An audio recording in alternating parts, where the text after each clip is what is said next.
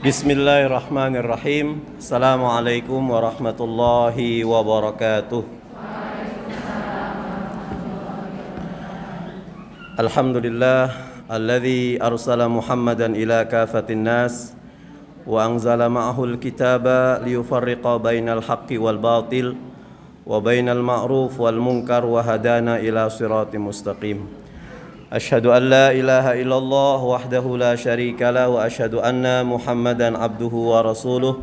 Allahumma salli wa sallim ala Rasulillahi sallallahu alaihi wasallam wa ala alihi wa ashabihi wa man sara ala nahji wa tamassaka bi sunnati rasulih wa sallama tasliman katsira, amma ba'du. Ittaqullaha haqqa tuqatih wa la tamutunna illa wa antum muslimun. Ibu-ibu, mbak-mbak, teman-teman semuanya, jamaah pengajian Mahfazah yang dirahmati oleh Allah Subhanahu wa taala.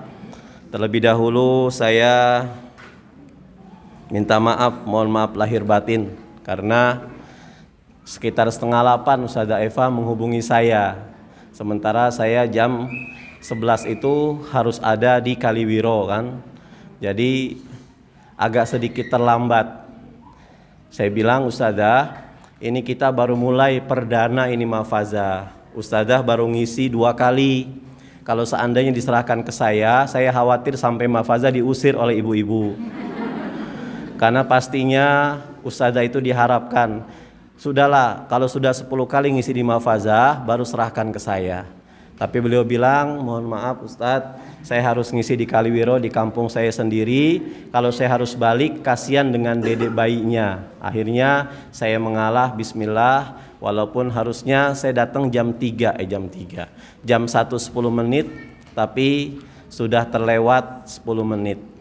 Semoga ibu semuanya memaafkan saya, kita sama-sama maafkanlah.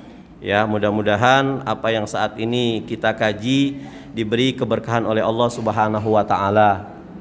Kalau ibu datang dari rumah kepengen mendengarkan tausiah Ustazah Eva, ternyata saat ini yang datang malah Ustazah Muklis. Yang datang Ustaz Muklis, saya mohon maaf lahir batin. Dan mungkin materi kita bukan manja ya Bu ya.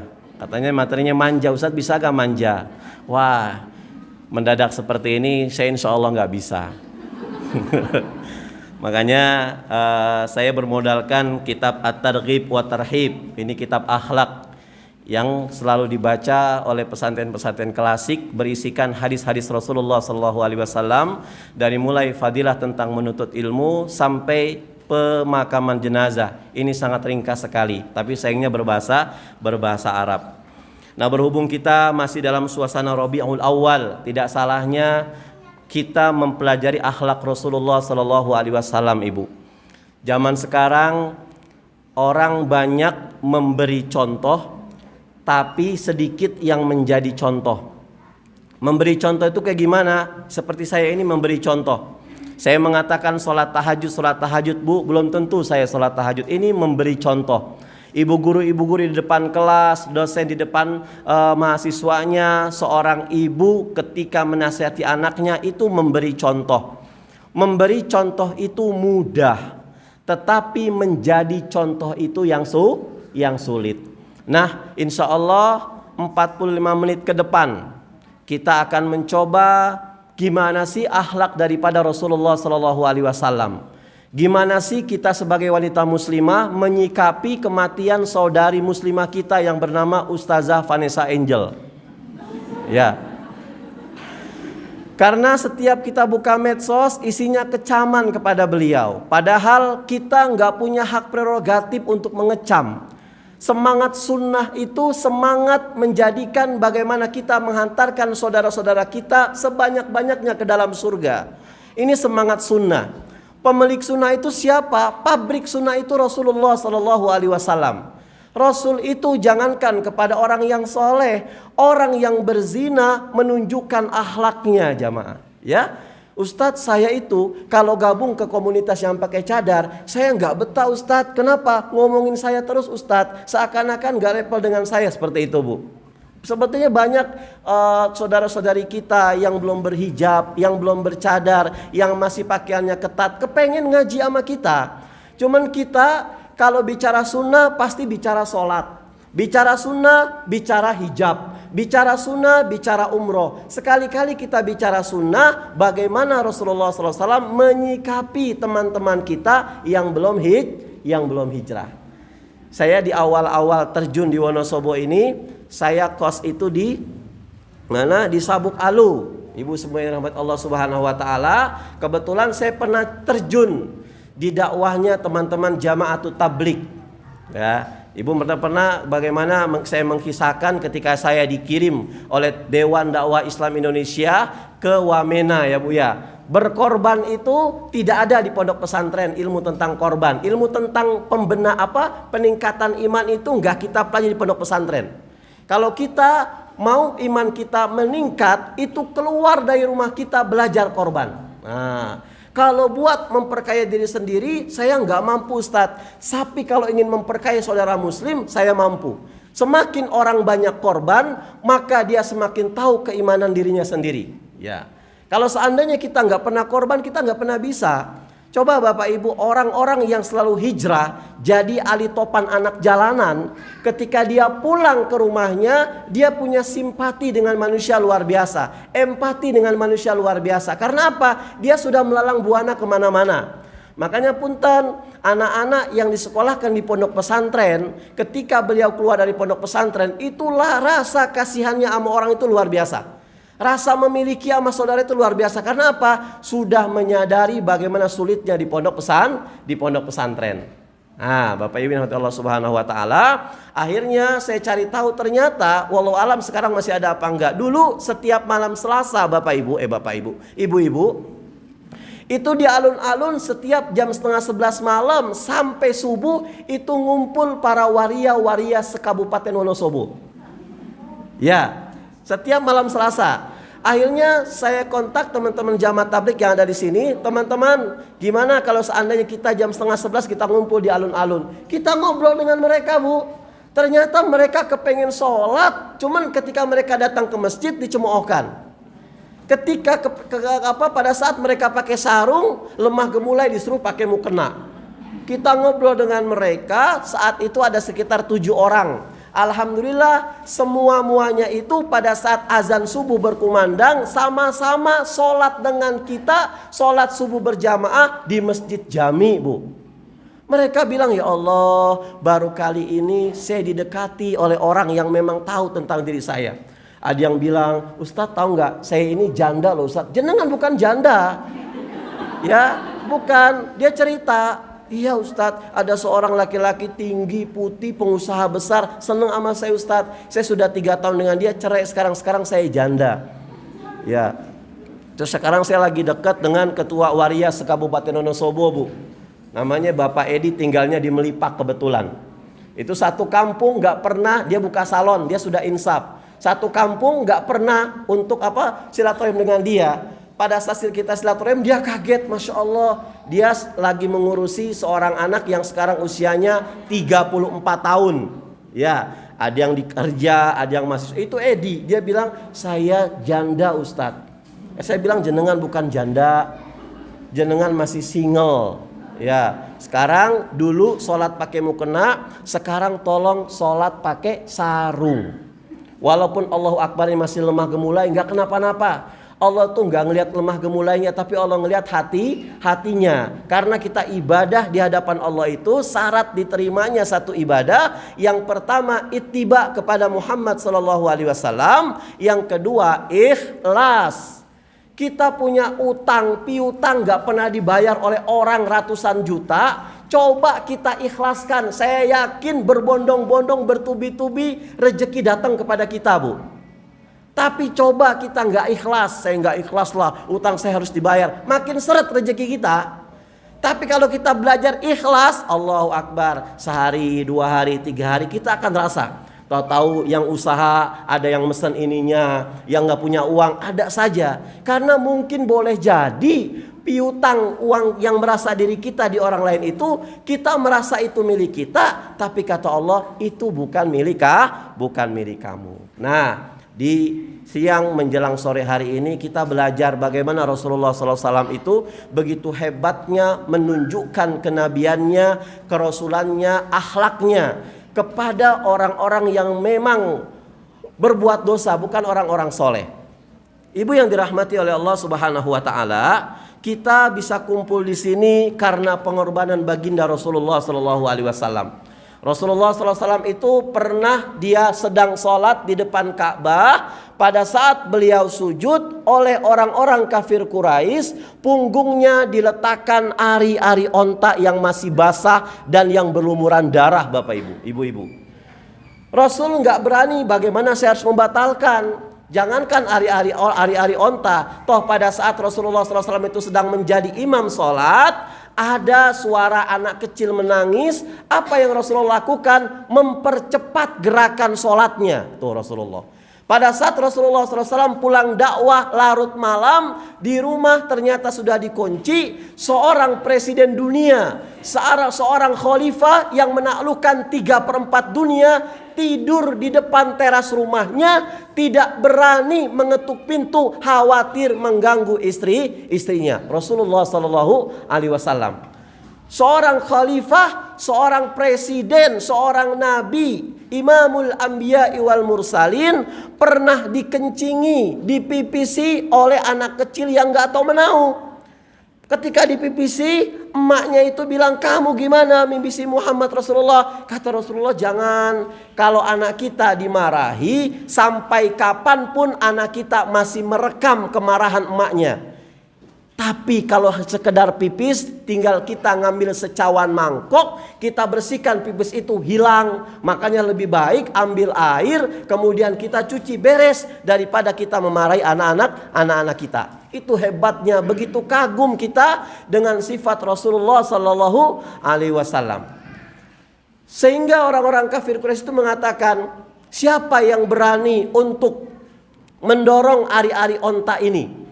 Ya, ari-ari onta ini masih basah, Bu. Kemudian berdarah sampai aliran darahnya dan aliran kotorannya itu mengalir di wajah mulia Rasulullah SAW. Satupun para sahabat tidak ada yang berani untuk mendorong ari-ari onta tersebut. Satupun sahabat tidak ada yang berani untuk membersihkan ari-ari onta tersebut. Kenapa? Karena orang kafir Quraisy mengatakan, siapa yang berani mendorong ari-ari onta itu, akan aku tebas batang lehernya. Datang Fatimah Az-Zahra radhiyallahu anha membersihkan ari-ari onta tersebut. Ini pengorbanan baginda kita Rasulullah sallallahu alaihi wasallam. Kita nggak mungkin bisa kumpul seperti ini. Saya nggak mungkin bisa duduk di hadapan ibu semuanya. Dan Masjid Fatimah Az-Zahra ini nggak mungkin berdiri dengan megahnya. Bahkan Istiqlal, bahkan Masjid Jami Wonosobo nggak akan pernah berdiri kalau bukan karena doa daripada baginda Rasulullah SAW. Pada malam, tengah malam besoknya mau perang Badar, Bu, perang Badar. Perang Badar itu perang yang pertama kali dilakukan oleh Rasulullah bersama para sahabatnya dengan jumlah kafir Quraisy, musuh kita itu berjumlah 1.000 orang. Sementara orang-orang muslim pengikut Rasulullah SAW itu tentaranya hanya 300 orang, bayangkan. Mereka memiliki senjata yang begitu komplit, senjata yang begitu sempurna, dibekali oleh orang-orang Romawi. Tentara yang terlatih, sementara harus berhadapan dengan orang-orang Islam yang tidak memiliki senjata yang lengkap, tidak memiliki keterampilan untuk berperang. Rasul itu Masya Allah, semua jantung-jantung manusia itu dalam genggaman Allah Subhanahu wa ta'ala, Bu. Makanya saya selalu bilang, apapun permasalahan kita, Ibu, mau permasalahan utang, mau permasalahan rumah tangga, mau permasalahan apapun lah sulitnya permasalahan, ingat yang menggenggam musuh-musuh kita, yang menggenggam jantung musuh-musuh kita adalah Allah Subhanahu wa ta'ala. Sebaik apa dekatnya kita dengan Allah, maka sebaik itu pula Allah akan beberkan semua permasalahan hidup kita. Tabarakalladzi biyadil mulku wa huwa ala kulli syai'in qadir. Allah yang memiliki kerajaan, enggak ada kerajaan malaikat, enggak ada kerajaan setan. Ketika ada seorang ustadz ngeruqyah, wah ustadz ini kerajaan Allah sedang meruqyah orang yang kesurupan kerajaan setan. Tidak ada. Semua kerajaan itu adalah milik Allah Subhanahu wa taala. Biyadihil mulku, di tangan Allah Subhanahu wa taala. Saya nggak pernah capek, nggak pernah malu, nggak pernah bosen untuk mengutarakan, pantaskan diri kamu di hadapan Allah pada saat kamu beribadah kepada Allah, maka pasti Allah akan memantaskan diri kamu di hadapan manusia. Kalau saat ini saya dihormati oleh orang banyak karena harta saya, suatu saat orang akan mencemoohkan saya. Kalau saat ini kita disegani oleh orang lain karena jabatan kita, suatu hari jabatan itu akan rontok, kita akan dikecam oleh musuh-musuh kita. Tapi kalau subhanahu wa ta'ala, Allah subhanahu wa ta'ala telah memantaskan kita dengan amal-amal soleh kita, maka sampai kapanpun hatta kita masuk ke liang kubur, Allah akan, orang-orang akan menyebutkan kebaikan-kebaikan kita.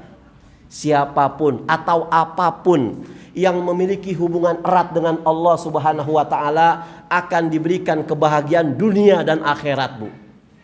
Karpet masjid ini tadinya karpet toko, Ibu. Karena dia ditaruh di masjid, dia punya hubungan dengan Allah. Siapapun dia, mau presiden, mau jenderal, mau pejabat, masuk sini, saya yakin sepatunya dilepas untuk nginjek karpet ini. Kenapa? Karena karpet ini sudah berhubungan dengan Allah Subhanahu wa taala. Kejayaan, kesuksesan, kebahagiaan sempurna hanya di dalam agama yang sempurna. Sebuah kertas lembaran, kalau dia sudah dekat sama Allah, dimuliakan oleh Allah Subhanahu wa taala. Dijadikan Al-Quran. Ketika mau ngambil mesti berwudu etikanya. Kemudian bacanya dengan makharijul huruf. Setelah baca Quran kita cium. Itu sudah dihormati karena dekatnya kertas itu dengan Allah Subhanahu wa taala. Coba kertas koran, ya. Habis kita baca, sudah habis tanggalnya, besoknya sudah buat bungkus tempe kemul. Besoknya sudah dibungkus nasi megono.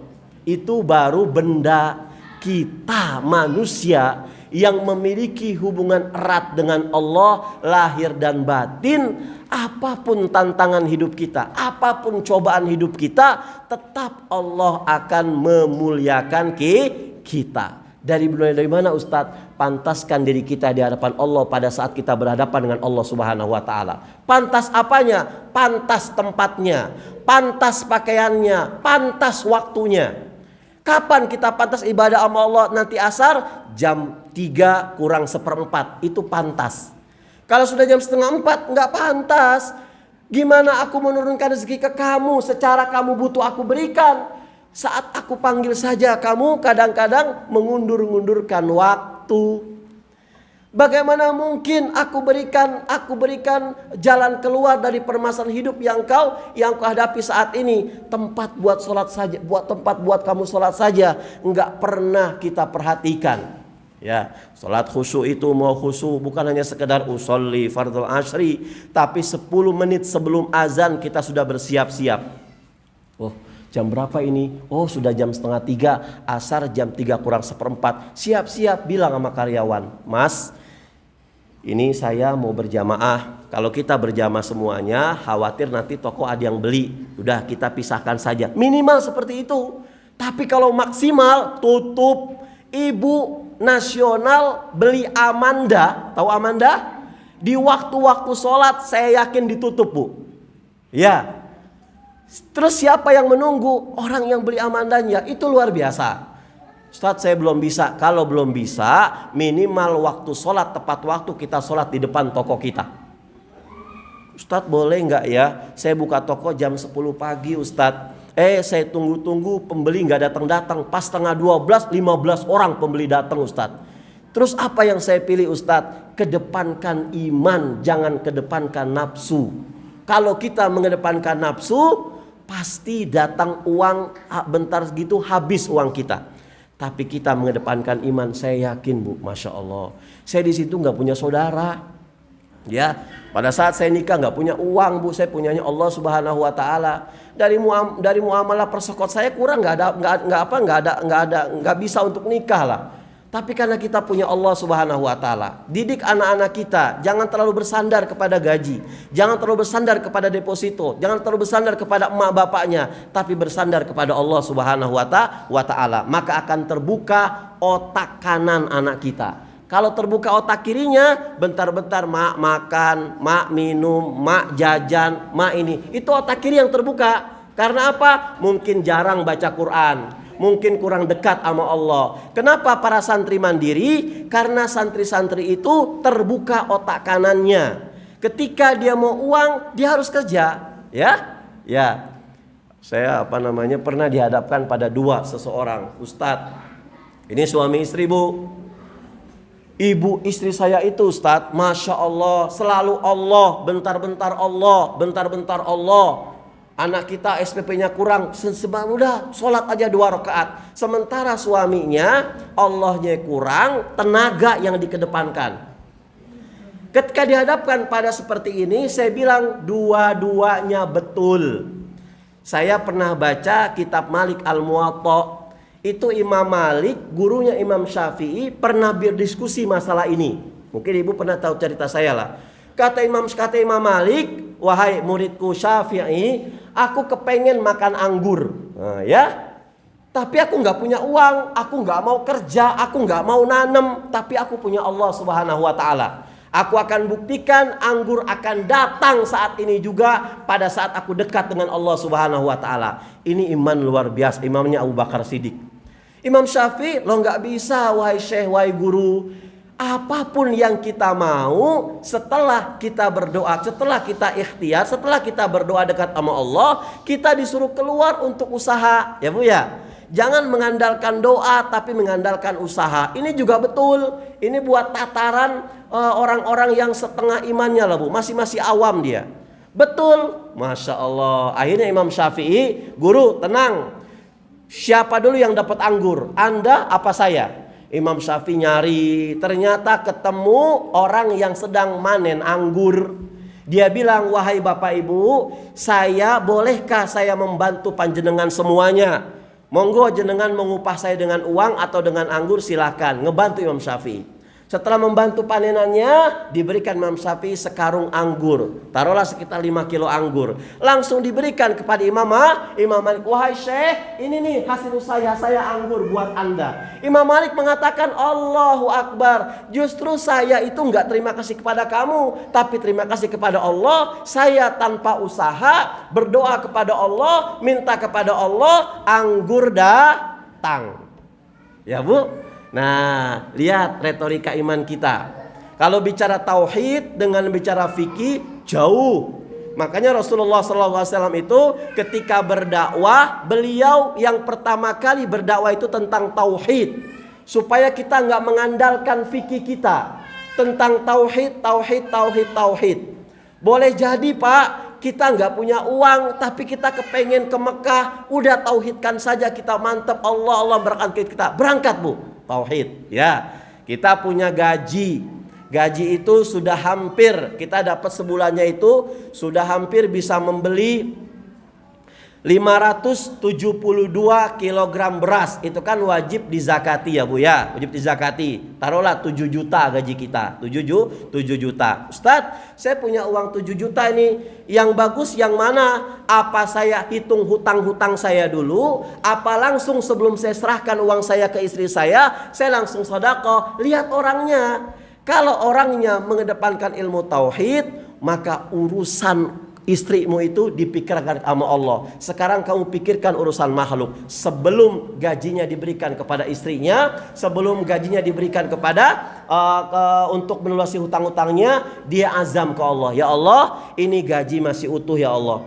2,5% saya akan potong dengan harapan 1, hutang-hutang saya lunasi ya Allah. Tolong lunasi hutang-hutang saya. Kemudian yang kedua, tolong ya Allah beri kecukupan kepada saya dan keluarga saya. Ini tauhid Bu. Tapi kalau kita bicara kepada fikih, jenengan gak boleh bayar zakat. Zakat itu ada kriterianya, Ada masa haulnya, ada masa nisabnya, sudah 1 tahun. Terus kalau jenengan masih punya hutang, nggak boleh berzakat, harus lunasi hutang-hutangnya dulu. Nih, monggo. Yang tahu karakter iman, yang tahu keyakinan adalah ibu-ibu semuanya. Mungkin ada ibu yang berpengalaman, Ustadz, saya pernah loh Ustadz punya uang 100.000, saya ada kebutuhan. Qadarullah datang seorang pengemis, saya yakin sama Allah, bismillah lah, saya korban 100.000. Ikhlas korbannya, ternyata Ustadz, saya mampir ke rumah, ada saudara saya ngasih 1 juta Ustadz.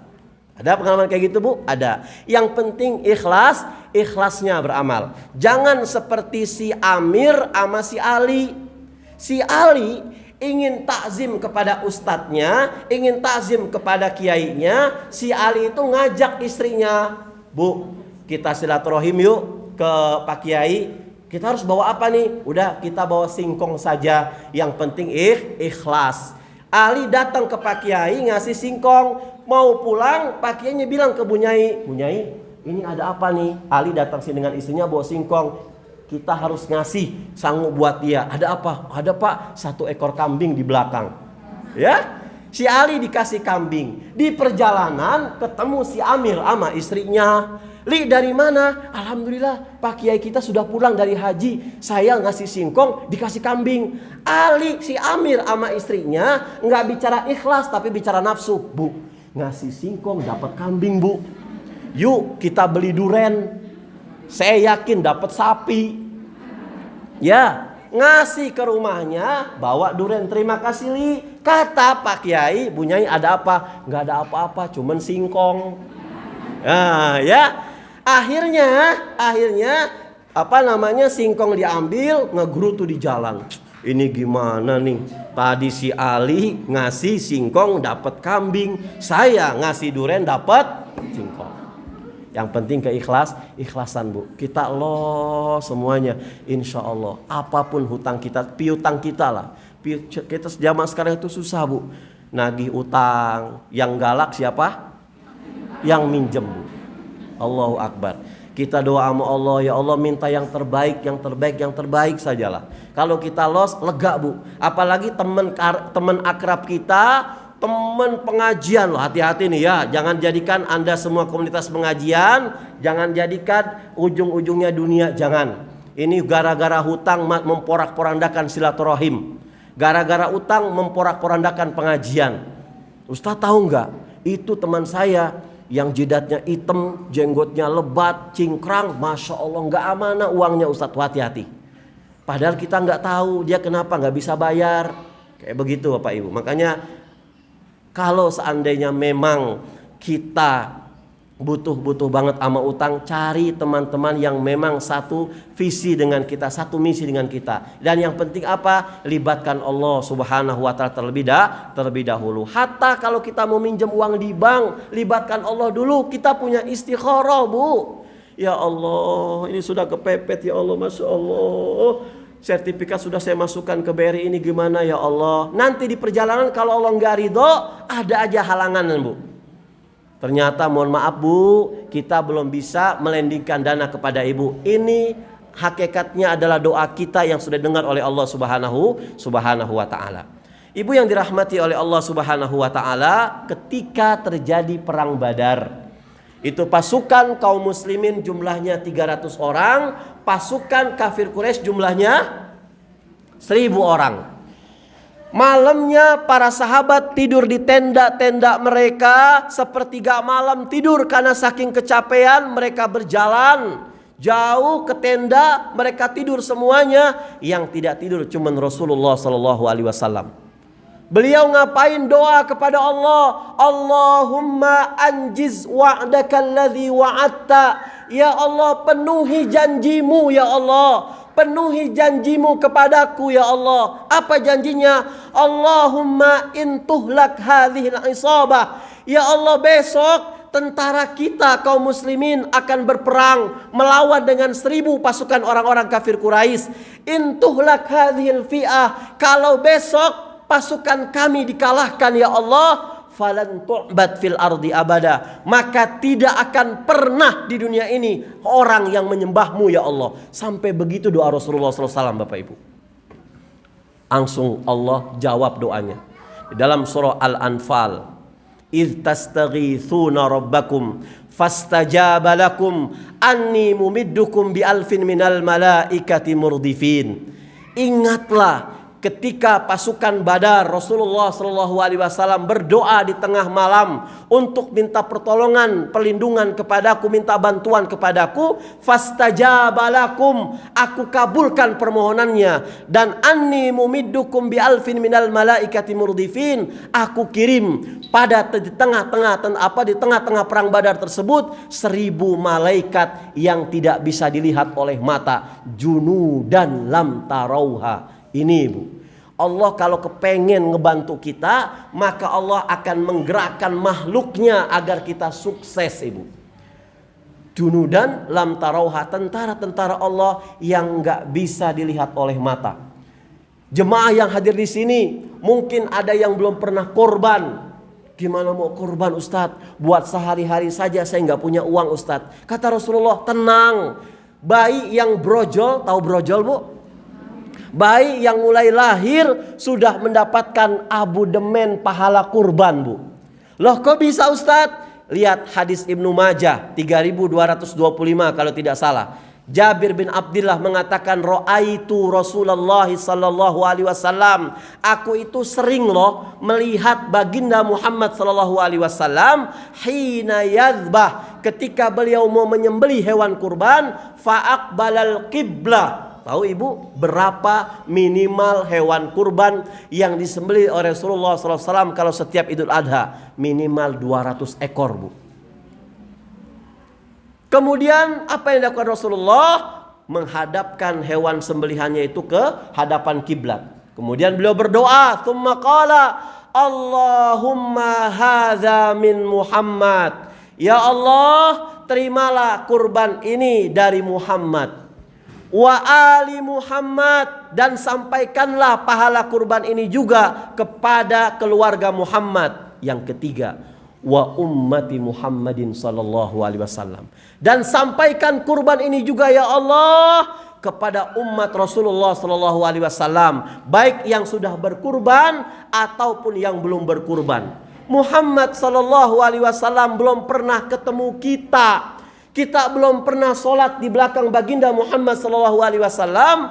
Beliau kurban 200 ekor, yang dipikirkan ummati, ummati, ummati. Saya, ibu, kita baru kurban 1 ekor kambing, itu juga kurus, sudah BS. Yang diributkan apa? Panitia, pahanya jangan lupa ya. Panitia kepalanya jangan lupa. Di mana kita, di mana sia ya di hadapan Rasulullah sallallahu alaihi wasallam. Allahu Akbar. Ini Rasulullah bu. Ketika Rasulullah sallallahu alaihi wasallam di tepi kematiannya, di tepi kematiannya, Rasul ketika lagi sakit-sakitnya, beliau ingat sholat belum sholat. Wahai Fudail bin Abbas, tolong ambilkan secawan mangkok untuk aku berwudu. Diambilkan oleh Fudail bin Abbas, ya. Secawan mangkok, kemudian beliau berudu. Setelah sholat, beliau kembali dalam pangkuan Aisyah radhiyallahu anha. Di situ ada Aisyah, di situ ada Fudail, di situ ada Ali bin Abi Thalib, di situ ada Fatimah Az-Zahra. Yang beliau panggil siapa? Kita semua dipanggil Rasulullah SAW. Ummati, ummati, ummati. An-nisa, an-nisa, an-nisa. As-salah, as-salah, as-salah. Bukan mana Fatimah, bukan. Mana Aisyah, bukan. Mana Ali bin Abi Thalib, bukan. Tapi ummati, ummati, ummati. Langsung datang yang namanya malaikat Israel. Rasulullah berpaling kepada malaikat Israel. Israel bertanya kepada Rasulullah SAW, "Ya Muhammad, lima tukrihu alayya? Kenapa engkau memalingkan muka dariku? Atukrihu alayya? Apa engkau marah denganku?" Kata Rasulullah, "Tidak, aku enggak marah.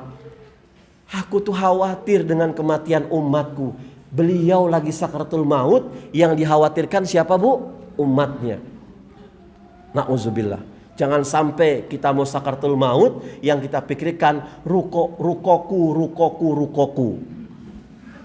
Kalau hari ini yang kita ingat-ingat cuman uang, maka ketika sakaratul maut, maka talkin kita uang. Hati-hati. Akhirnya Rasul mengatakan, malaikat Israil mengatakan, apakah engkau takut dengan sakitnya sakaratul maut? Aku tidak takut, tapi aku takut umatku yang menderita sakaratul maut. Laqad ja'akum rasulun min anfusikum azizun alaihi ma anittum harisun alaikum bil mu'minina raufur rahim. Sungguh kita ini umat Islam telah mendapatkan karunia yang luar biasa, diberikan kepada kita seorang nabi azizun alaihi ma anittum harisun alaikum bil mu'minina raufur rahim. Derita kita, derita Rasulullah sallallahu alaihi wasallam. Ana faratukum alal haud. Masya Allah ibu. Kata Rasulullah, saya tunggu anda di telaga kausarnya saya, kata Rasulullah sallallahu alaihi wasallam. Ya Allah, saya Muhammad tidak akan pernah menikmati yang namanya nikmat kubur kalau ada satu saja umatku yang mendapatkan azab kubur. Ya Allah, saya tidak akan pernah masuk ke dalam surga kalau semua umatku belum pernah masuk surga. Saya tidak akan pernah masuk ke dalam telaga Haud Al-Kausar sebelum umatku minum terlebih dahulu. Masya Allah bu. Apa kita enggak pantas untuk selalu mengatakan sallallahu alaihi wasallam? Ini Rasulullah sallallahu alaihi wasallam. Akhirnya Rasulullah mengatakan ketika sakaratul mautnya, ya Israel, wahai Jibril, sampaikan kepada Allah subhanahu wa ta'ala, ya Allah, jika engkau perkenankan, kalau ada doa yang mengucapkan kata-kata jika engkau perkenankan, maka sulit bagi kita untuk bisa pasti dikabulkan oleh Allah subhanahu wa ta'ala. Apa doa Rasulullah? Ya Allah, jika engkau perkenankan, saat ini aku sedang sakaratul maut, tolong rasa sakit sakaratul maut yang nanti akan dirasakan oleh umatku di dunia ini, tolong lemparkan semua rasa sakitnya kepada aku saja. Sallallahu alaihi wasallam. Ini Rasulullah sallallahu alaihi wasallam. Rasul yang mulia, Nabi yang mulia Muhammad sallallahu alaihi wasallam. Saking mulianya, namanya disebutkan 30 generasi sebelum kelahirannya. Dengan syarat doa daripada Nabiullah Ibrahim, Nabiullah Ismail di dalam surah Al-Baqarah ayat 129. Rabbana wab'ats fihim rasulam minhum yatlu alaihim ayatik wa yu'allimuhumul kitaba wal hikmah wa yuzakkihim innaka antal azizul hakim. Ya Allah, kata Ibrahim dan Ismail, aku sudah muak dengan tingkah laku umatku ya Allah. Tolong untuk akhir zaman nanti, tolong kirim seorang rasul yu'allimuhumul kitaba, yang mengajarkan kepada umatnya ayat-ayatmu ya Allah, dan meluruskan umatnya. Ini doa Nabi Ibrahim, doa Nabi Ismail, 30 generasi sebelum kelahiran Rasulullah SAW. Rasulullah disebutkan namanya bu 600 tahun sebelum kelahirannya. Disebutkan oleh siapa? Nabiullah Isa alaihissalam dalam surah As-Saff ayat 6. Mim ba'dismuhu Ahmad, akan lahir, akan datang kepada kamu wahai kaumku Nasara, seorang nabi yang bernama Ahmad. Masya Allah. Ini Rasulullah SAW. Nabi Musa alaihissalam, hei Musa, kamu tahu Fir'aun? Tahu ya Allah. Besok kamu dakwahkan Fir'aun. Nabi Musa ketar-ketir bu. Ya Allah, Fir'aun singgasananya begitu hebat, orang yang mengaku Tuhan dibunuh oleh dia. Saya besok harus dakwah kepada Fir'aun. Dia doa, Rabbis rahli sadri, ya Allah, luaskan, lapangkan dadaku ya Allah. Pada saat aku nanti berdakwah kepada Musa alaihissalam, beliau marah kepadaku, beliau menghajarku, beliau membunuhku, aku sudah lapang ya Allah dadaku. Kata Musa alaihissalam. Musa mau dakwah kepada Fir'aun, belum pergi minta doa sama Allah. Nabi kita Muhammad SAW enggak perlu berdoa. Apa kata Allah? Alam nashrah laka sadrak. Ya Muhammad, Musa mau berdakwah kepada Fir'aun, dia minta kepadaku pertolongan, engkau tidak perlu minta, aku berikan. Bukankah aku telah melapangkan dadamu ya Rasulullah SAW? Makanya ujian yang datang kepada Muhammad SAW itu jauh lebih dahsyat daripada Nabi Musa, daripada Nabiullah Idris, daripada nabi-nabi yang lain kepada umatnya. Rasulullah itu di Taif bu, Masya Allah, sampai Zaid bin Harisah menghalangi bebatuan, terlempar dia. Rahang Rasulullah hancur, berdarah, sampai-sampai baju besinya beliau itu nempel ke pipinya. Dua malaikat rahmat berdoa kepada Allah, "Ya Muhammad, ini kurang ajar warga Taif. Engkau adalah kekasih Allah," kata dua malaikat penjaga Jabal Rahmat, penjaga gunung rahmat ini. Doa kepada Allah untuk mengizinkan aku mengangkat dua gunung ini, aku akan lemparkan kepada orang-orang Taif. Masya Allah, Bu. Kenapa? Sudah muak dengan perilakunya bangsa Taif kepada kekasih Allah Subhanahu wa taala. Kalau Nabiullah Isa, Ibu buka surat Al-Maidah ayat 118. Nabi Isa itu pernah muak kepada orang-orang Nasrani. "Aku itu bukan Tuhan, aku itu Rasul, ibuku itu bukan Tuhan, ibuku itu seorang ibu biasa." Sampai-sampai sudah muaknya, Nabi Isa serahkan ke Allah.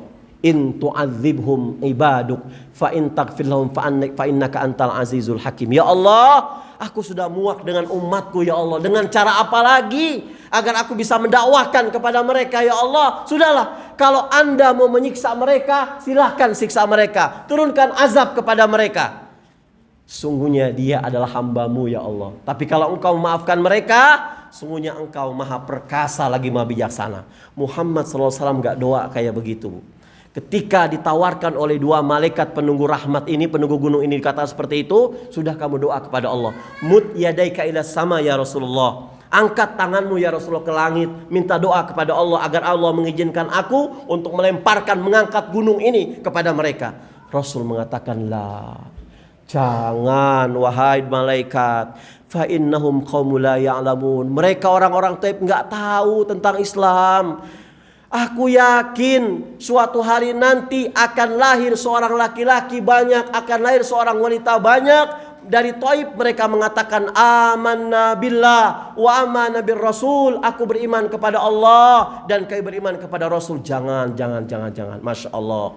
Lagi berlumuran darah, Bu. Baginda kita Muhammad SAW berdoa, "Ilahi, ila man taqiluni, am ila qaribin yu'dhini, am ila ba'idin yu'dhimuni." Ya Allah, setelah Engkau hantarkan aku ke bumi Taif ini ya Allah, sampai aku di bumi Taif, aku direndahkan, dihina, ditimpuki dengan batu, kemana lagi ya Allah Engkau akan kirimkan aku? Aila qaribin yu'dhini, apakah Engkau akan hantarkan aku ke satu desa yang lebih dekat dari Taif, yang sampai di sana justru mereka menggangguku? Am ila ba'idin yu'dhimuni, atau Engkau hantarkan aku setelah dari Taif ini kepada satu dusun yang lebih jauh, sampai di sana justru mereka menghinakanku. Wa ana radin ya Allah, aku ridho ya Allah, aku ikhlas ya Allah, malam taghdab alayya, selama Engkau tidak marah kepadaku. Ini Muhammad SAW. Allahu Akbar. Nabi Musa ketika berdakwah kepada Fir'aun, beliau mengatakan, "Wa yassirli amri ya Allah, mudahkan urusanku ya Allah." Sebelum berdakwah, Rasulullah SAW mau berdakwah kepada umatnya, mau berdakwah kepada orang-orang kafir, enggak berdoa kepada Allah, tapi Allah mengatakan, "Wa nuyassiruka lil yusra." Wahai Muhammad, Musa mau berdakwah kepada kaumnya, minta tolong kepadaku agar dimudahkan proses dakwanya. Kamu gak usah doa, aku sudah limpahkan kepada kamu. Nuyassiruka lil yusra. Makanya yang terjadi apa Bapak Ibu semua yang rahmat Allah Subhanahu wa taala? Umat Nabi Musa tahu nabinya, tahu rasulnya, bukan beriman kepada nabinya, malah mau dikejar-kejar, mau dibunuh sampai ke Sungai Nil. Nabi Isa alaihissalam umatnya tahu siapa nabinya, tapi nabinya mau disalib. Muhammad SAW karena sudah dimudahkan oleh Allah Subhanahu wa taala. Kita pernah ngelihat Nabi, Bu? Gak pernah. Saya nggak pernah ngelihat Nabi. Jangankan ngelihat Nabi, kita minta bermimpi dengan Nabi, kadang-kadang mimpi kita nggak jelas, Bu. Tapi Rasulullah SAW nggak pernah ngelihat kita. Rasul bilang dalam satu majelis, "Wa ya ashabi, ana mushtaqun bi ikhwani." Ada Utsman bin Affan, ada Ali bin Abi Thalib, ada Abu Bakar Siddiq. Saya saat ini lagi kangen sama saudara-saudara saya. Semua sahabat mengatakan, "Ya Rasulullah, alasna ikhwanak, bukankah kami saudara-saudaramu? Bukan. Kamu bukan saudara-saudaraku. Bal antum ashabi, kamu adalah sahabat-sahabatku. Ikhwani, siapa mereka? Alladzina yu'minuna bi walam yarawni, mereka yang beriman kepadaku, mereka yang gak pernah tahu wajahku, mereka yang gak pernah tahu bagaimana Al-Quran diturunkan kepadaku, bahkan mereka tidak pernah makmum sholat kepadaku, tapi mereka mau-mauan beriman kepadaku. Kita ini semua lagi ditunggu oleh Rasulullah SAW, ibu. Makanya apa tugas kita saat ini? Ittabi'uni, ikuti langkah-langkah yang ditempuh oleh Rasulullah Sallallahu Alaihi Wasallam. Apa kita nggak kagum sama Rasulullah, bu? Masya Allah. Bukan hanya Allahumma shalli ala Muhammad saja, bukan hanya sallallahu Muhammad saja, tapi man ahya sunnati faqad ahabbani wa man ahabbani kana ma'i fil jannah. Siapa yang cinta kepada, siapa yang menghidupkan sunnahku, berarti dia cinta kepadaku, dan siapa yang cinta kepadaku bersamaku di surga. Maka sunnah yang paling dahsyat, sepuncak-puncak sunnah, setinggi-tinggi sunnah adalah apa? Amalan sholat berjamaah. Ibu sewaktu-waktu sekali-kali berjamaah di masjid monggo, tapi hidupkan jamaah di rumah. Bapak kita suruh jamaah di rumah. Allahu Akbar. Orang yang selalu berjamaah tidak akan pernah doanya meleset. Karena apa? Mungkin saya banyak dosa, mungkin kita banyak dosa, tapi ada beberapa jamaah ini yang mungkin dikabulkan doa oleh Allah Subhanahu wa taala. Nyepret doanya ke kita, bu. Jangankan urusan doa, jangan urusan doa. Kita sudah istiqomah sholat berjamaah, kita datang ke masjid, udah selesai sholat berjamaah. Apa kata Rasulullah SAW? Anda mendapatkan pahala berjamaah seperti orang-orang yang telah berjamaah dan sejumlah orang-orang yang berjamaah. Hidupkan sholat berjamaah. Minimal di awal waktu. Kita nggak bisa berjamaah karena urusan rumah tangga kita, karena urusan keperluan suami kita, karena urusan keperluan anak-anak kita. Minimal mendengarkan azan kita bergegas untuk melaksanakan sholat bagi wanita.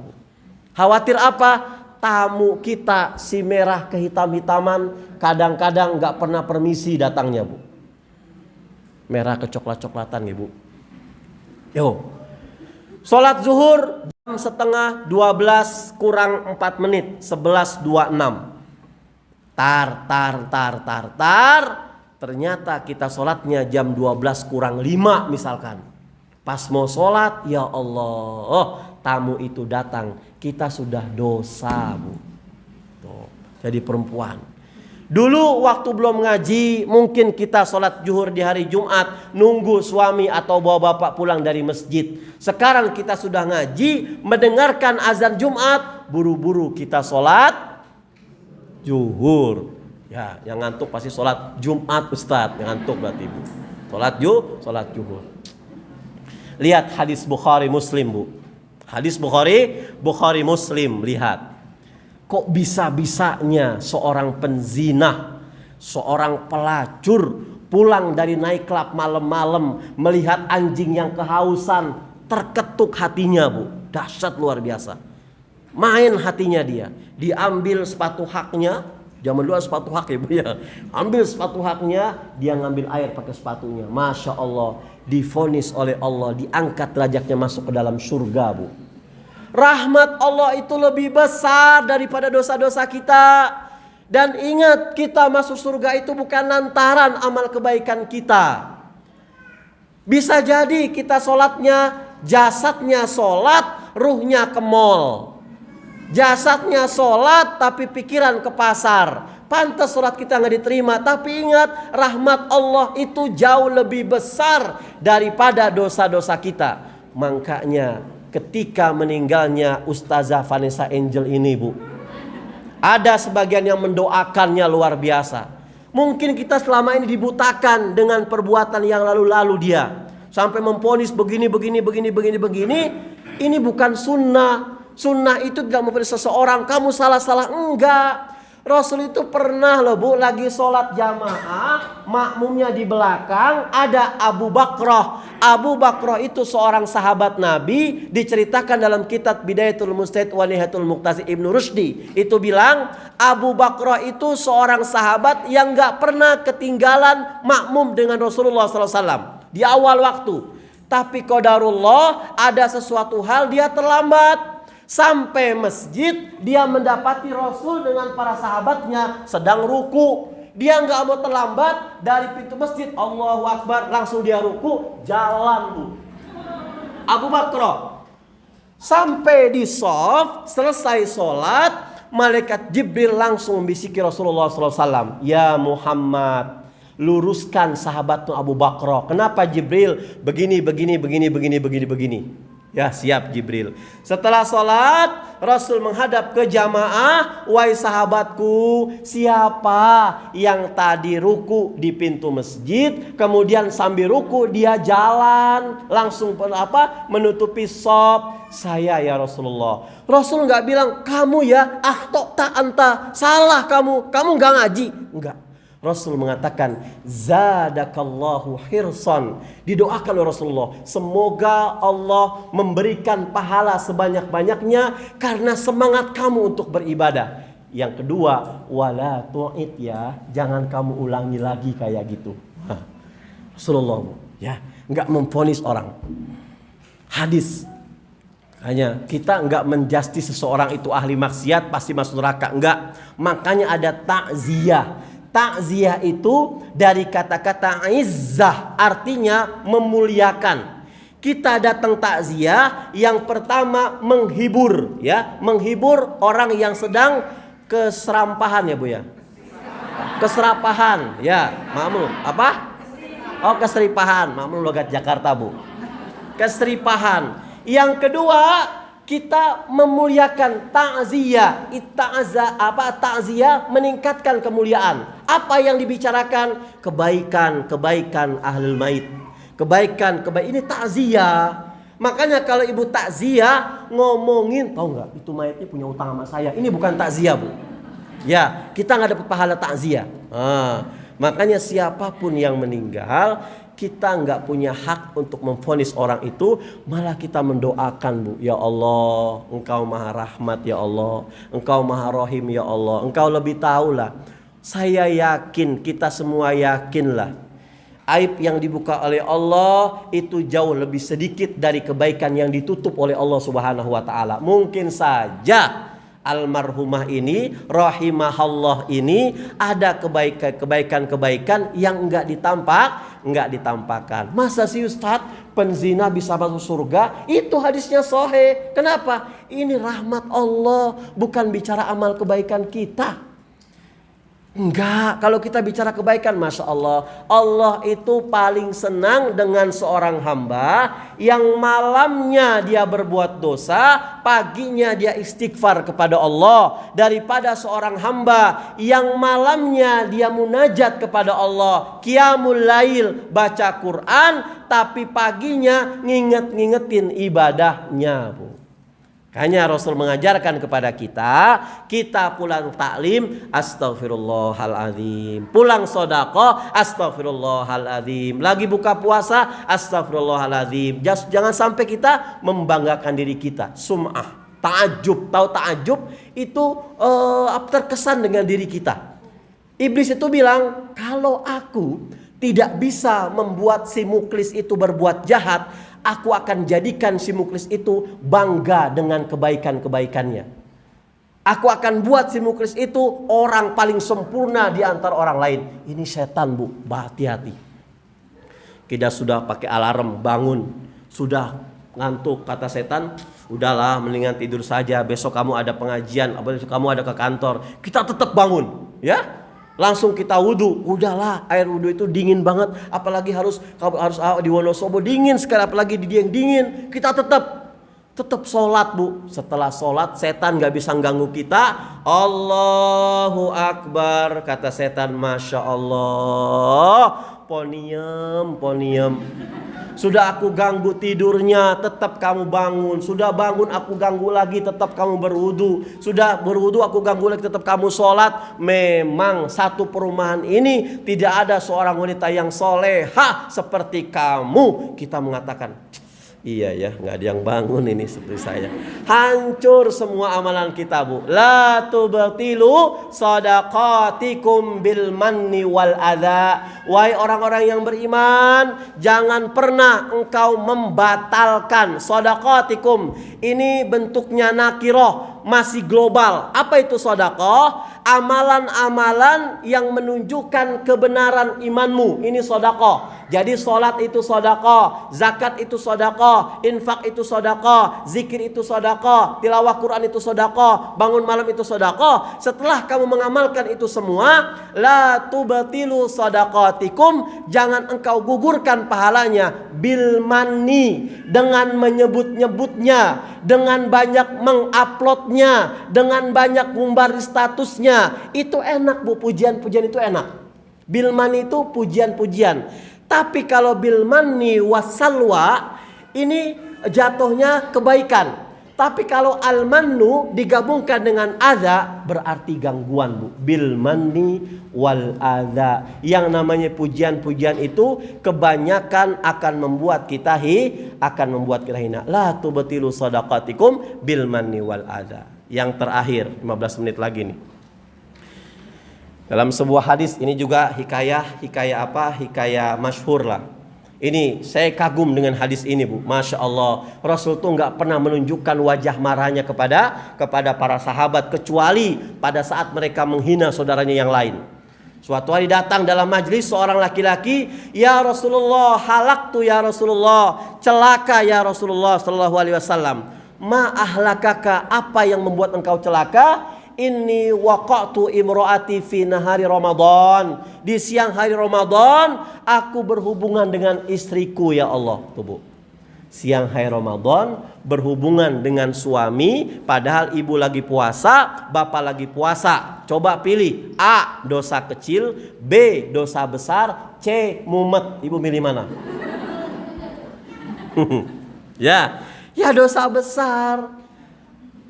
Apa Rasul langsung marah? Kamu kan udah belajar agama, tahan sedikit sampai maghrib kek. Kemana kek cari kesibukan? Enggak, Rasulullah. Kata Rasulullah, antasumu syahraini mutatabi'ain. Ya sudah, kalau memang terlanjur sudah begitu, kamu bayar dendanya. Apa ya Rasulullah dendanya? Kamu puasa 2 bulan berturut-turut. Artinya, kalau sudah puasa 50 hari, 51 harinya batal, harus ngulangi puasanya lagi, Bu. Ya Rasulullah, tolong aku ya Rasulullah, jangankan puasa 2 bulan berturut-turut, puasa Ramadan saja ya Rasulullah, kayak gendang, depannya tutup, belakangnya tutup, tengah-tengahnya bolong. Enggak kuat ya Allah, uti wa anha ya Rasulullah. Aku enggak kuat ya Rasulullah. Betul kamu enggak kuat? Betul. Oh iya, kalau kamu enggak kuat ya sudah, fatahriru raqabah. Kamu bebaskan hamba sahaya. Ya Rasulullah, aku enggak punya hamba sahaya. Rasul tambah merekahkan senyumnya, Bu. Kalau kamu enggak punya hamba sahaya, ya sudah, kamu kasih makan fakir miskin jumlahnya 60 orang. Bisa 1 orang 60 hari, bisa 60 fakir miskin 1 hari. Ya Rasulullah, iya. Saya nggak punya apa-apa ya Rasulullah. Ya sudah, Rasul merekahkan senyumnya, ngambil ke dapur di lemari ada sekeranjang kurma. Bagikan kurma ini kepada orang-orang miskin, jumlahnya 60 orang di kampung kamu. Ya Allah, terima kasih ya Rasulullah. Diambil karungnya, kurmanya, dia pulang, balik lagi. Ya Rasulullah, kemarin ada pegawai Badan Pusat Statistik Kependudukan ngecek yang miskin, ternyata saya ya Rasulullah. Di kampung yang paling miskin saya. Kata Rasulullah, ya Allah, sahabatku sudah miskin, gak bisa puasa, marah melanggar larangan Allah. Senyum Rasulullah, ya sudah, bawa kurma ini, kasih istri dan anak-anak kamu. Tuh, Bu.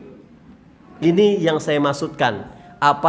pemilik sunnah Rasulullah SAW itu bagaimana semangat menggiring orang-orang masuk ke dalam surga.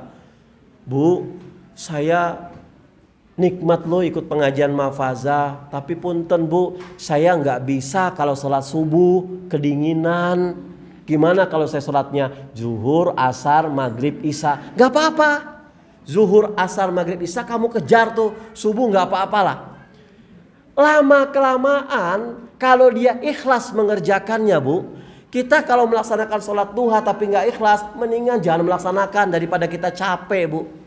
Gus Baha bilang jangan sampai kebaikan-kebaikan kita kepada Allah justru menjadikan kita beban. Jangan sampai. Bukankah Allah sudah mengatakan la yukallifullahu nafsan illa wus'aha? Kenapa kamu memberatkan beban? Allah kan sudah bilang kalau kamu lagi safar, ya Imam Syafi'i mengatakan 3 hari perjalanan 18 farsa sekitar 85 km. Boleh nggak puasa? Boleh nggak? Boleh untuk mengqashar dan menjama sholat. Kamu lakoni itu, jangan sombong. Enggak Ustadz, saya tuh masih kuat Ustadz puasa. Besok nanti pas Ramadan saya pernah ke Medan Ustadz. Besok nanti saya pulang lebaran ke Medan, saya tetap puasa. Belum sampai Medan modar ini orang. Mati dia misalkan. Lagi puasa meninggal, masuk kubur dia, dibangkitkan oleh Allah Subhanahu wa taala, ditanya oleh Allah, "Kenapa kamu meninggal?" "Gara-gara puasa ya Allah." "Loh, kapan kamu?" "Dari Wonosobo ke Medan." "Kan aku sudah bilang rukhsah." "Iya ya, tapi aku tetap puasa." Kamu sama saja bermaksiat kepadaku, kata Allah Subhanahu wa taala. Ya? Kamu mengerjakan perintahku tapi berbarengan dengan bermaksiat kepadaku. Ustadz, saya kan bawa mobil sendiri Ustadz, bawa pesawat sendiri Ustadz. Nanti waktu zuhur saya landing di masjid. Misalkan saya bawa mobil zuhur di Purwokerto, saya sholat zuhur Ustadz. Nggak usahlah jama-jama qashar. Oke. Asarnya kapan? Nanti insya Allah sudah masuk di Aji Barang sudah asar. Qadarullah di Aji Barang macet bu. Qadarullah di Aji Barang bannya pecah. Qadarullah di Aji Barang ada kecelakaan orang. Kita sudah tersesat, kita sudah menyia-nyiakan waktu. Kata Allah, kenapa kamu gak menjama qashar? Kalau kamu sudah menjama qashar, kamu sudah happy. Nah gitu ya bu ya. Gitu, jangan sok-sokan. Nah kita ambil rukhsahnya. Kalau sudah rukhsah kita ambil. Yang namanya ijtihad itu bu, nggak ada yang dosa kalau kita salah. Yang penting ijtihadnya ada ilmunya. Saya ini mau ke Magelang Ustadz, boleh gak saya menjama qashar? Ya. Rasul itu pernah menjama qashar kilometernya cuma 30 km bu. Ini di kitab Bidayatul Mustahid Babul Jam'i wal Qashar. Dan Rasul pernah menjama qashar itu waktunya sampai 15 hari. Dan Rasulullah pernah menjama sholat itu dalam keadaan tidak genting, dalam keadaan tidak ada angin puyuh, dalam keadaan tidak hujan. Rasul pernah menjama ya bu ya, bukan mengqashar. Ya Allah, Masya Allah ini vertigo kok kambuh ya Allah. Saya ngambil wudhu, pusing segala macam. Sudah kita jama. Seambil wudhu, zuhur, Allahu Akbar. Setelah zuhur, qomat untuk sholat asar 4 rakaat. Waktunya asar, kita sudah istirahat. Itu namanya rukhsah. Ustadz, kalau saya dosa gimana? Enggak dosa, ini ijtihad yang sudah ada ilmunya. Ijtihad itu kalau benar dapat 2 pahala, kalau salah 1 pahala. Kita tersesat di hutan, sudah gelar karpet sejadah. Ini mana ya kiblatnya? Handphone nggak ada paketan, nggak ada internet. Kita sholat ke selatan, Allahu Akbar. Semua keluarga jamaah. Setelah sholat selesai datang orang kampung, Pak, jenengan agamanya apa? Islam. Kok sholat madhab selatan? Nah, misalkan ya, sudah al-afu minhu. Allah memaafkan kita bu. Karena ketidaktahuan kita, kecuali pada saat kita sholat selatan, salah itu madhab selatan, kita batalkan sholat kita. Gitu ya bu ya, kita sudah ngaji, kita segala sesuatu dengan ilmunya. Ya Rasulullah, aku nggak kuat ya Rasulullah. Kata Rasulullah, sudah La yukallifullahu nafsan illa wus'aha. Kamu bawa ini kurma, bagikan istri dan anak-anak kamu. Makanya kata Rasulullah SAW, saya tunggu kamu, betul-betul saya tunggu kamu. Saya mau nyuapin kamu, menuangkan air telaga Kausar ini ke kamu semuanya. Kalau kamu mau, hidupkan sunnah-sunnahku. Kalau sunnah mengerjakan sholat fardunya sudah kita laksanakan, kita langsung lebarkan sayap kita untuk mengerjakan sholat sunnah-sunnahnya, Bu. Ya, fardunya sesuai dengan tuntunan Rasulullah SAW. Zikirnya astaghfirullah, astaghfirullah, astaghfirullah. Allahumma astaghfirullah, astaghfirullah, astaghfirullah. La ilaha illallah wahdahu la syarikalah, lahul mulku wa lahul hamdu wa huwa ala kulli syai'in qadir.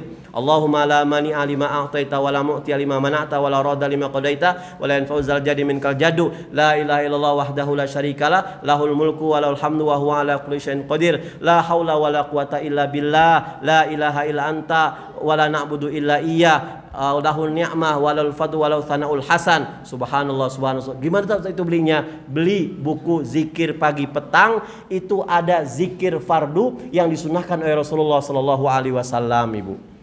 Suatu hari ada Abdurrahman Bali. Abdurrahman Bali itu seorang peruqyah di dunia, Bu. Yang dia belum meruqyah, setan sudah takut sama dia. Abdurrahman bin Bali itu pernah ngeruqyah seorang wanita. Dia bilang, kamu masuk ke saya. Seorang wanita itu bilang, saya nggak bisa masuk ke kamu. Karena apa? Kamu setiap zikir pagi dan petang selalu membaca La ilaha illallah wahdahu la syarikalah, lahul mulku wa lahul hamdu yuhyi wa yumitu wa huwa ala kulli syai'in qadir, sebanyak 100 kali. Minimal 10 kali zikir pagi dan zikir petang. Ibu yang dirahmati oleh Allah Subhanahu wa taala, mohon maaf lahir batin kalau ada kata-kata kurang berkenan. Astaghfirukum. Nasrullah fathun qarib wa basiril mu'minin. Assalamualaikum warahmatullahi wabarakatuh. Oh ya, Al-Fatihah. A'udzu billahi minasy syaithanir rajim. Bismillahirrahmanirrahim. Alhamdulillahi rabbil alamin. Arrahmanir rahim. Maliki yaumiddin. Iyyaka na'budu wa iyyaka nasta'in. Ihdinas siratal mustaqim. Siratal ladzina an'amta 'alaihim ghairil maghdubi 'alaihim waladdallin. Amin. Kita doa kafaratul majlis sama-sama. Subhanallah wa bihamdi, subhanakallah wa bihamdika, asyhadu an la ilaha illa anta astaghfiruka wa atubu ilaik. Alhamdulillahi rabbil alamin. Assalamualaikum warahmatullahi wabarakatuh.